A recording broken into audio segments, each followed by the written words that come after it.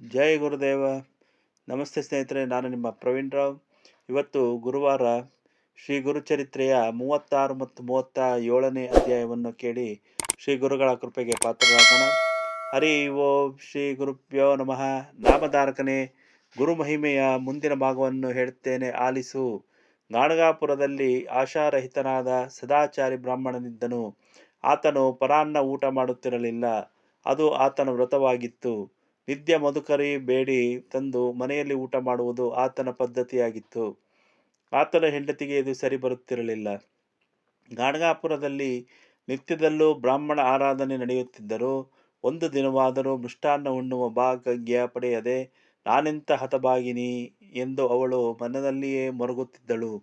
ಈ ವಿಷಯವು ಗುರುಗಳಿಗೆ ಗೊತ್ತಾಯಿತು. ಆ ಬ್ರಾಹ್ಮಣನನ್ನು ಕರೆದು, ಇಂದು ನೀನು ವ್ರತವನ್ನು ಮುರಿದುಕೊಂಡು ನಿನ್ನ ಹೆಂಡತಿಯ ಅಪೇಕ್ಷೆಯಂತೆ ಔತಣ ಸ್ವೀಕರಿಸು ಎಂದು ಆಜ್ಞೆ ಮಾಡಿದರು. ವಿಪ್ರನು ಗುರುವಾಜ್ಞೆ ಮೀರಲಾರದೆ ಆಗಲಿ ಎಂದು ಮನೆಗೆ ಬಂದನು.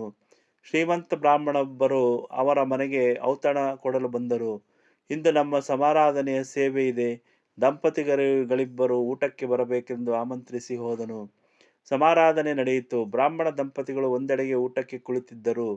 ಎಲೆಯಲ್ಲಿ ನಾನಾ ಥರದ ಪಕ್ವಾನ್ನಗಳನ್ನು ಬಡಿಸಿದ್ದರು. ಆದರೆ ಆ ನಾರಿಗೆ ಮಾತ್ರ ತಾನು ನಾಯಿಗಳೊಂದಿಗೂ ಹಂದಿಗಳೊಂದಿಗೂ ಒಂದೇ ಎಲೆಯಲ್ಲಿ ಊಟ ಮಾಡುತ್ತಿರುವಂತೆ ಭಾಸವಾಗತೊಡಗಿತು. ಊಟ ಮಾಡುವುದಕ್ಕೆ ಅಸಹ್ಯವೆನಿಸಿತು. ಮನೆಗೆ ಬರುವಾಗ ಅವಳು ಪತಿಯೆದುರು ತನ್ನ ಸ್ಥಿತಿಯನ್ನು ಹೇಳಿದಳು.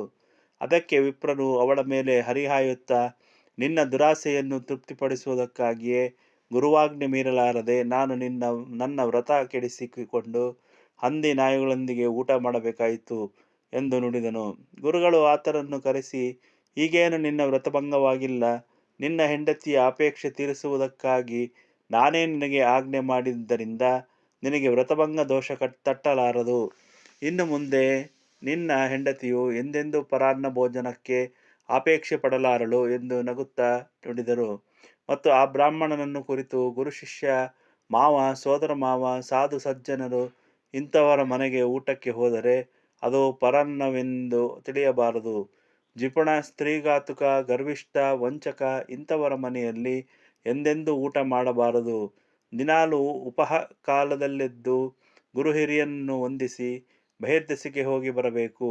ನಿತ್ಯ ಪ್ರಾತಃ ಸ್ನಾನ ಮಾಡಬೇಕು.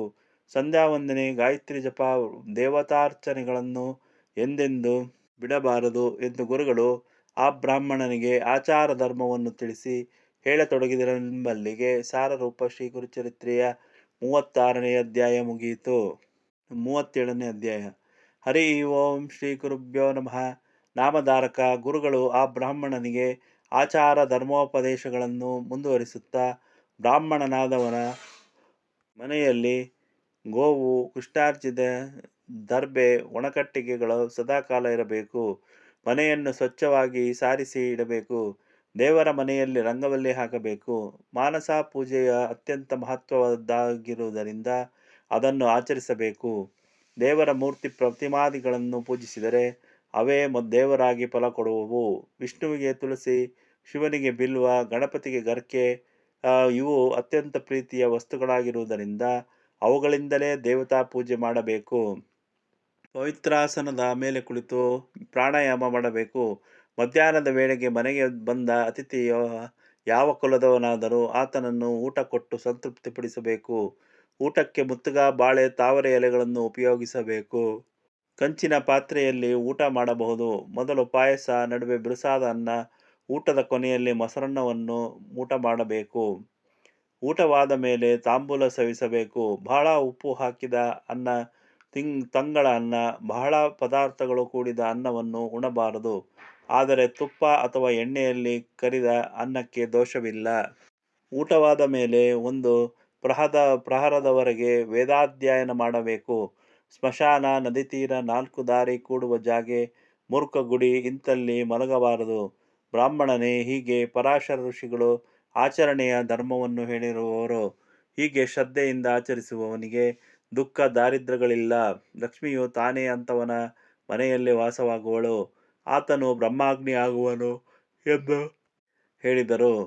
ಆ ಬ್ರಾಹ್ಮಣನು ಗುರುಗಳಿಗೆ ವಂದಿಸುತ್ತಾ ಕೃಪಾಸಾಗರನೇ, ನಮ್ಮಂತಹ ದೀನ ಭಕ್ತರನ್ನು ಉದ್ಧರಿಸುವುದಕ್ಕಾಗಿ ಅವತರಿಸಿ ಬಂದ ಪರಮಾತ್ಮ ನೀನು. ನಿನ್ನ ಕೃಪಾ ಕಟಾಕ್ಷಗಳಕ್ಕೊಳಗಾಗುವವನಿಗೆ ತಾನಾಗಿಯೇ ಜ್ಞಾನೋದಯವಾಗುವುದು ಎಂದು ಸ್ತುತಿಸಿದನು. ಸಂಪ್ರೀತನಾದ ಶ್ರೀ ಗುರುನಾಥನು ಆ ಬ್ರಾಹ್ಮಣನಿಗೆ ಅನುಗ್ರಹ ಮಾಡಿದನೆಂಬಲ್ಲಿಗೆ ಸಾರರೂಪ ಶ್ರೀ ಗುರುಚರಿತ್ರೆಯ 37ನೇ ಅಧ್ಯಾಯ ಮುಗಿಯಿತು. ಇಷ್ಟವಾದರೆ ಲೈಕ್ ಮಾಡಿ, ಕಮೆಂಟ್ ಮಾಡಿ, ಸಾಧ್ಯವಾದಷ್ಟು ಶೇರ್ ಮಾಡಿ ಹಾಗೂ ಸಬ್ಸ್ಕ್ರೈಬ್ ಮಾಡಿ. ಧನ್ಯವಾದಗಳು.